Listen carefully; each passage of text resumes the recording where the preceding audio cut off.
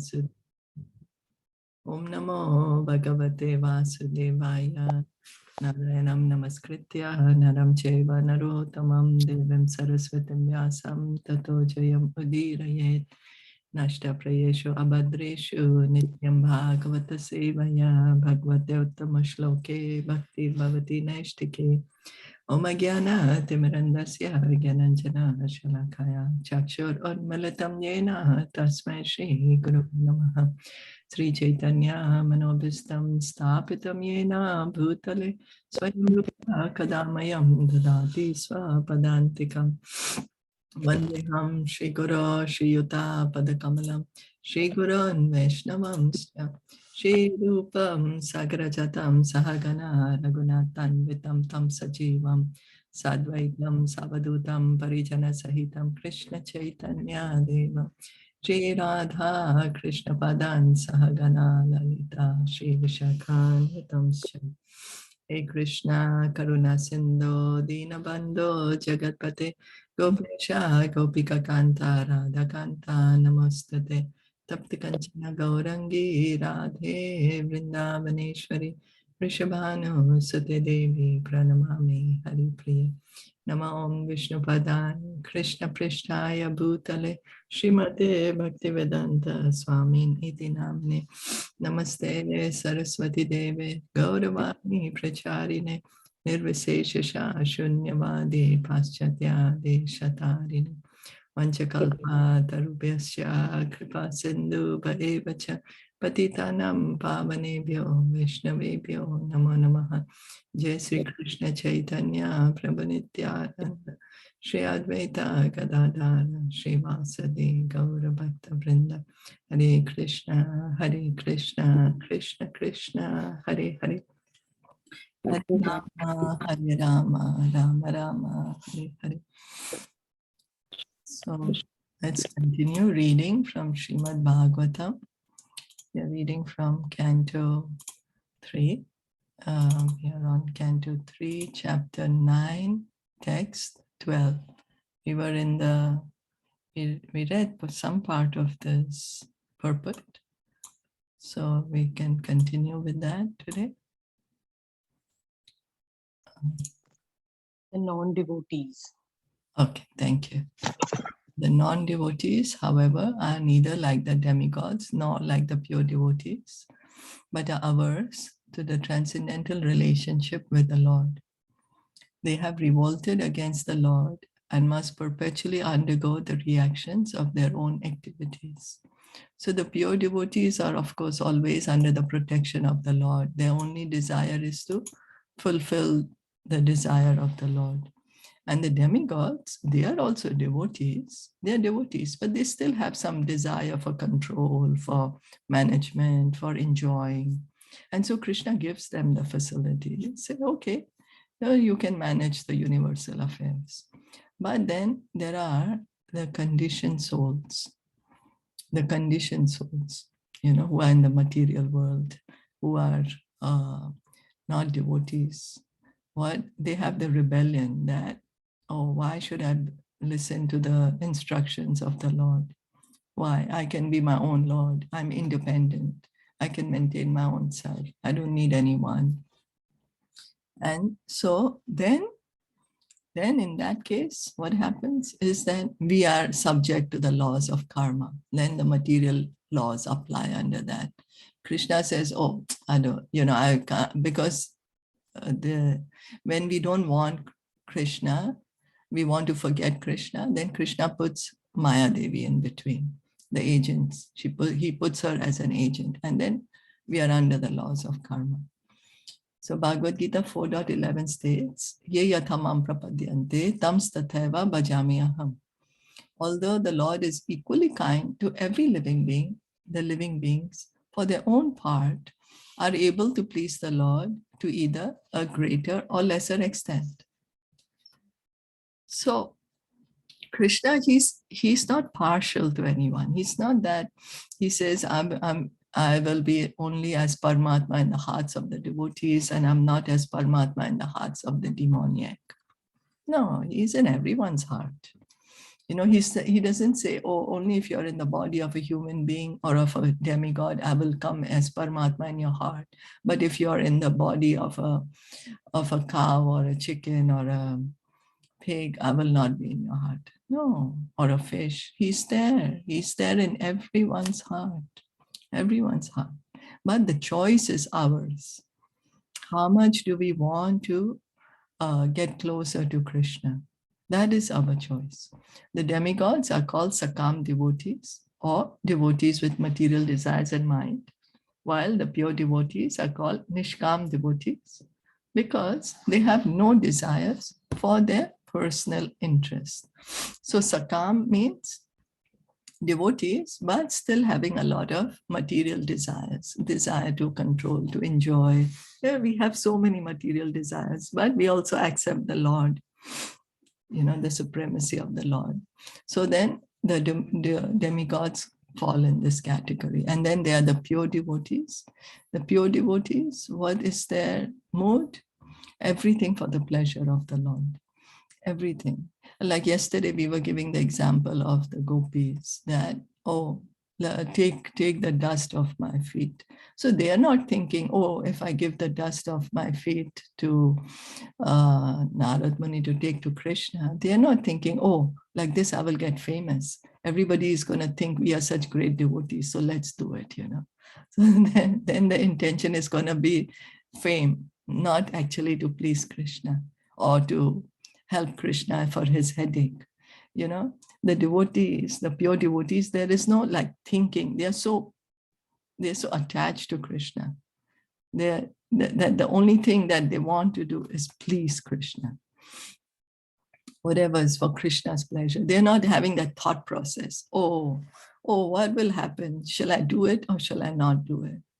You know, they have no desire for personal interest. We might still think, let me do it. It's better if I do it, you know, like that. At least at least this time I can spend in hearing and chanting, you know, so we consider, but the pure devotees, no consideration. It's just spontaneously. So then the Sakam devotees are self-interested because they do not think of others. And therefore, they're not able to satisfy the Lord perfectly. Whereas the pure devotees take the missionary responsibility of turning non-devotees into devotees. And they are therefore able to satisfy the Lord more than the demigods.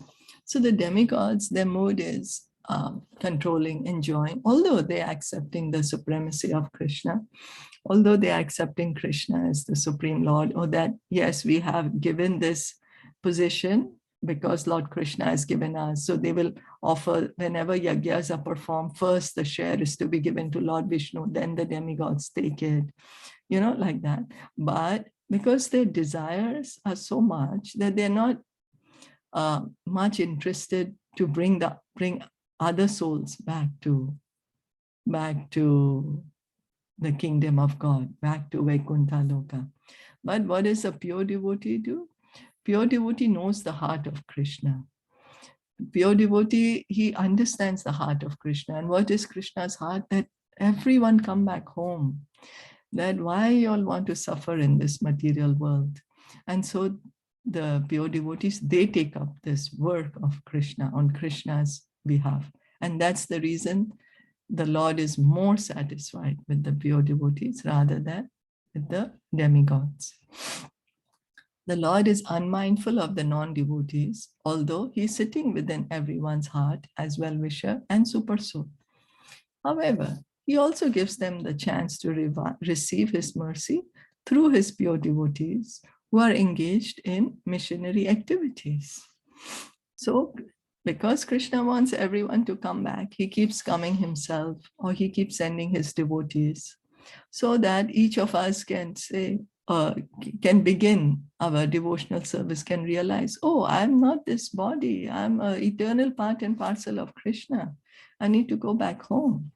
So he gives, the Krishna arranges. That's the reason he sends his devotees here. Otherwise, he wouldn't send his devotees. He wouldn't come himself again and again. He would say, oh, you turned away from me. Now I don't want anything to do with you anymore. No, he's so kind. He's so compassionate, so merciful. He's waiting for us. He's our well-wisher. That's why he's there as the super soul in our heart.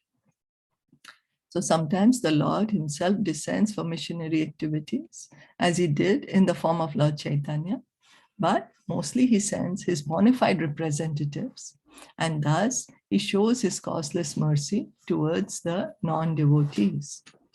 So he comes himself, Lord Chaitanya came himself, openly gave the holy name to everyone, openly gave the highest gift, love, Krishna prema to everyone, love of God.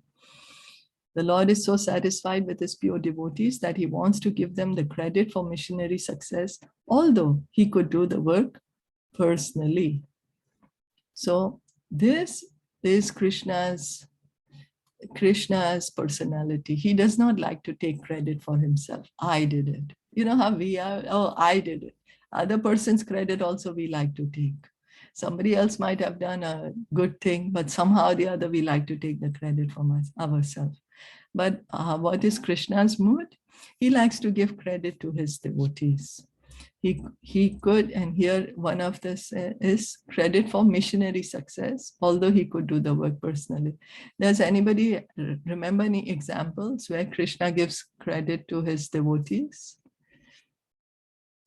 instead of taking the credit himself? Latest is the Arjun, the Bhagavad Gita. Yes, yes. That's so right. Yeah. Krishna says to him that I've already killed them. You want to take the glory, you can become my instrument. Yes. And all the credit will be yours. It's true.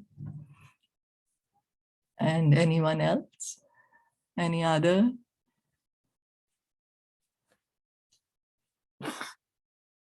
Even when Bhim killed Jarasandh, Bhim was not able to kill Jarasandh, but Krishna told him how to kill him.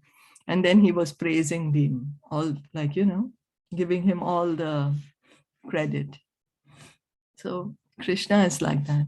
And then here the specific mention is of missionary success, like Lord Chaitanya. He could have spread the holy name all over the world by himself. Lord Chaitanya spread the holy name all around India. He went to South India. He traveled so much, Maharashtra. He traveled in India, giving the holy name to everyone. But he could have done it himself to go all over the world also. But he didn't do it himself. And he left that credit for Srila Prabhupada. Srila Prabhupada came, and Lord Chaitanya predicted that one great general is going to come, and he's going to spread this holy name in every town and village. So he left this credit for Srila Prabhupada. He could do the work personally. This is the sign of his satisfaction with his pure Nishkam devotees compared to the Sakam devotees. By such transcendental activities, the Lord simultaneously becomes free from the charge of partiality and exhibits his pleasure with the devotees. So somebody will say, oh, Krishna, you're partial. Then the example is always given that a mother, she likes all children. Mother, she will like all the children, but she will still have some natural affection for her own child. That's very natural. So same as Krishna. He is impartial to everyone. He's giving everyone a chance to become a devotee. He's giving everyone a chance to come back home. But if somebody really takes up his work, then Krishna is very pleased with him. So now a question arises. If the Lord is sitting in the hearts of non-devotees, why are they not moved to become devotees? It may be answered that the stubborn non-devotees are like the barren land or alkaline field where no cultural activities can be successful. As part and parcel of the Lord, every individual living entity has a minute quantity of independence. And by misuse of this minute independence, the non-devotees commit offense after offense to both the Lord and his pure devotees engaged in missionary work. As a result of such acts, they become as barren as an alkaline field where there is no strength to produce. So it all boils down to our own choice. We have an independent choice. Many people say, oh, why Krishna allows us to do bad things? But because we have that choice. He does not force us that, oh, you must come to me. Like imagine if a husband puts a gun to the wife's head and say, you must tell me, you must say you love me or else. Then out of fear, of course, the wife will say, oh, yes, yes, yes, I love you. But then she's acting out of fear, not out of love. So Krishna wants us to be able to experience that pure love that we have. Each of us have that. Right now, we have just forgotten it because of our desire, our desire to control, to enjoy, to own. Those desires have become too much. And that's the reason he keeps sending his devotees to help us, to help us remind us that, oh, I don't belong here. I need to go back home. And so we can also have that desire that I need to go back home. Is that okay? Yes. Okay. Any questions, comments?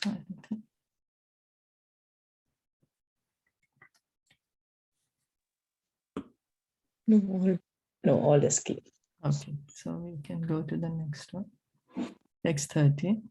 Pumsam ato vividha karmabhi advaradaye dane na chobra tapasa parichar yayacha aradhanam bhagvatas tavasat kriyartho dharmo arpitaha karhichit mriyate nayatra. But the pious activities of the people, such as performance of Vedic rituals, charity, austere penances, and transcendental service, performed with a view to worship you and satisfy you by offering you the fruitive results, are also beneficial. Such acts of religion never go in vain. Absolute devotional service conducted in 9 different spiritual activities: hearing, chanting, remembering, worshipping, praying, etc., does not always appeal to people with a pompous nature. They are more attracted by the Vedic superficial rituals and other costly performances of social religious shows. But the process, according to the Vedic injunctions, is that the fruits of all pious activities should be offered to the Supreme Lord. So bhakti begins by hearing and chanting. So what are the 9 processes: hearing, chanting, remembering, worshipping, praying, then serving the lotus feet, becoming a servant, becoming a friend, or surrendering everything. Not everyone is able to come to this level of bhakti. Not everyone is able to hear, sit down in a Bhagavatam class to hear or to read the Bhakti Shastras, or not everyone is able to chant the holy name or offer prayers. Then what will happen to those people? So Krishna always, he makes, he wants us, whatever level we are at, to gradually rise up. He says in the 12th chapter, a devotional service, he tells to Arjuna, the best is you engage in bhakti. You're not able to engage that, you're not able to do everything for my pleasure, then whatever you like, you do that for my pleasure. Offer the result to me. That means that becomes like karma yoga, I'm sorry. That you like to do these activities, you do it, but you offer the result to me. This is how Krishna is so kind, so that everyone can get his mercy. Everyone can somehow or the other get connected to him, can gradually raise up from whatever level we are in to establish our relationship with him. So then what is mentioned is some people, they don't like to immediately take up bhakti, but they like to perform some rituals, you know. Many people like to do that, rituals and yagyas. So then, and all the yagyas are for satisfaction of the Supreme Lord. It's for his satisfaction. In Bhagavad Gita 9.27, the Lord demands that whatever one may do in one's daily activities, such as worship, sacrifice, and offering charity, all the results should be offered to him only. So this is karma yoga. So this is bhakti is what? Hearing, chanting, remembering, worshiping, etc. All for the pleasure of Krishna. But if we are not able to do that, then what does Krishna says? Okay, whatever you are doing, whatever worship you're doing, whatever charity you're giving away, that you do it as an offering to me. So that is karma yoga, and it is very purifying, very, very purifying. It's very applicable to us because whole day we cannot be engaged in hearing, chanting. No, we do not have that taste 24 hours a day. So then what we can do is we can engage whatever activities we are doing, we connect it to Krishna, offer the results to Krishna. So this offering of the results of pious acts unto the Supreme Lord is a sign of devotional service to the Lord and is of permanent value, whereas enjoying the same results for oneself is only temporary. So when we are doing something, it is karma, but we can change it to karma yoga, that, oh, instead of, okay, I'm doing this, but let me do it for the pleasure of Krishna. Let me connect it to Krishna. Let me offer the result to Krishna. Then it becomes karma yoga. Then we do not get the reaction, you know, then it becomes devotional service. So this is how kind Krishna is. Anything done on account of the Lord is a permanent asset and accumulates in the form of unseen piety for gradual promotion to the unalloyed devotional service of the Lord. So what happens gradually, it helps us. We are getting this agyata sukriti. We are engaging in this devotional service. We are getting more and more connected to Krishna.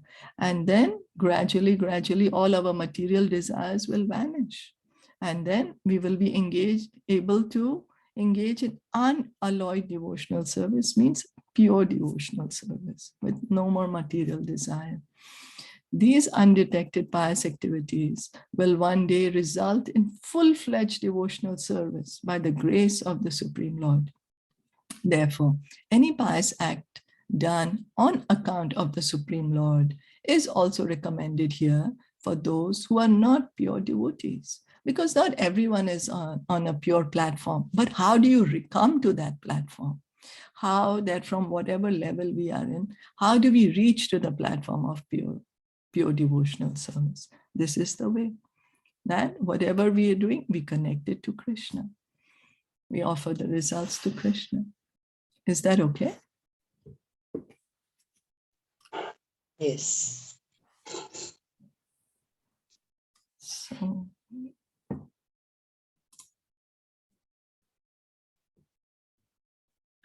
okay. Shasvat Swarupa Maha Sheva Nipita Veda Mohaya Bodha Dishanaya Nama Parasmai Vishvod Bhava Sthiti Layeshu Nimitta Lila Rasayatin Nama Idam Chakramneshwaraya. Let me offer my obeisances unto the Supreme Transcendence, who is eternally distinguished by his internal potency. In his indistinguishable, impersonal feature, his distinguishable impersonal feature is realized by intelligence for self-realization. I offer my obeisances unto him who, by his pastimes, enjoys the creation, maintenance, and dissolution of the cosmic manifestation. The Supreme Lord is eternally distinguished from the living entities by his internal potency, although he is also understood in his impersonal feature by self-realized intelligence. So we are always thinking, oh, Krishna, he's maybe somebody great, but maybe a little bit better than me. But no, his actual position is that he's the Supreme Lord, he's the master of the spiritual energy and the material energy. And then what's mentioned is he's realized by the Gyan process. How is he realized? In his impersonal feature as the Brahman, as the Brahma Jyoti. So the Supreme Lord is always different than the living entities. We are not the controller of the material energy or the spiritual energy. We cannot tell the sun, oh, now it is winter, so I want to wake up later. So then, you are, let the time go slower. We can't do all these things, although we would like to, but we can't do that. Devotees of the Lord, therefore, offer all respectful obeisances unto the impersonal feature of the Lord. So the Brahma Jyoti is also a feature of the Supreme Lord. So we respect the Brahma Jyoti. What the devotees offer obeisances to the impersonal feature of the Lord. The word ras is significant here. The ras dance is performed by Lord Krishna in the company of the Kaho damsels at Vrindavan, and the personality of Godhead, Garbhodaksha Vishnu, is also engaged in ras enjoyment with his external potency, by which he creates, maintains, and dissolves the entire material manifestation. So the creation of the material world is also a transcendental pastime of the Lord. So many people don't want to hear about the creation. They only want to hear about the rasa dance, saying that that's the pastime of the Lord. But no, even this material world, creation, maintaining and dissolving it, is also a transcendental pastime. The thing is that this transcendental pastime is performed by Krishna in his expansion as Garbhodaksha Vishnu. Indirectly, Lord Brahma offers his respectful obeisances unto Lord Sri Krishna, who is factually ever engaged in rasa enjoyment with the gopis, as confirmed in the Gopala Tapani Upanishad in the following words. Parardhante so abhudyata gopa vesho me purusha purustad avir babhuva. The distinction between the Lord and the living entity is definitely experienced when there is sufficient intelligence to understand his internal potency as distinguished from the external potency by which he makes possible the material manifestation. So Krishna, he personally performs the rasa dance with the gopis. He's always engaged in rasa dance with the gopis. And here also is mentioned that the Garbhodaksha Vishnu is having his rasa dance with this material energy by the creation, maintenance, and dissolution. And Lord Chaitanya's rasa dance is also going on right now. And what is that Lord Chaitanya's rasa dance? Anyone? Hearing and chanting. No. Yeah, chanting, no? Yeah, the Sankirtan movement. Sankirtan. Yeah, engaging everyone in the Sankirtan movement. So Krishna is always having his nice, beautiful pastimes. And then we always have to remember that we are not the Lord. The distinction between the Lord and the living entity is definitely experienced when there is sufficient intelligence. So when we are not very intelligent, we think that, oh, we are Lord, we are the controller, enjoyer. But when somebody is actually intelligent, he begins to understand, oh, I'm not God. It's so different in the material world. We think that, oh, the more great I think, the more intelligent I am. I am doing this, I am doing that, and so I'm so intelligent. But in the bhakti, one is intelligent if he understands, oh, I'm not the Lord. I'm just his eternal part and parcel, as eternal servant. And the Lord is the owner of the material and the spiritual energy, not me. I don't have any, I'm not the owner I cannot create the spiritual world. I cannot create a spirit soul. I can't even create myself. How did I come into being? You know, it's because the Lord is existing, so I'm existing. So any questions or comments? So that means that when a person is materially intelligent, right? Then he thinks that he's controlling the things. And Yeah, when he becomes spiritually intelligent, then he depends on Krishna. He knows that Krishna is providing everything. yes. Yes. That's right. That's right. So shall we stop here for today? Yes. Yes. Bhagavatam ki jai, Srila Prabhupada ki jai, Gaura Premanande Hari Hari Bol. Thank you so much for joining in today morning. Thank you. Thank you.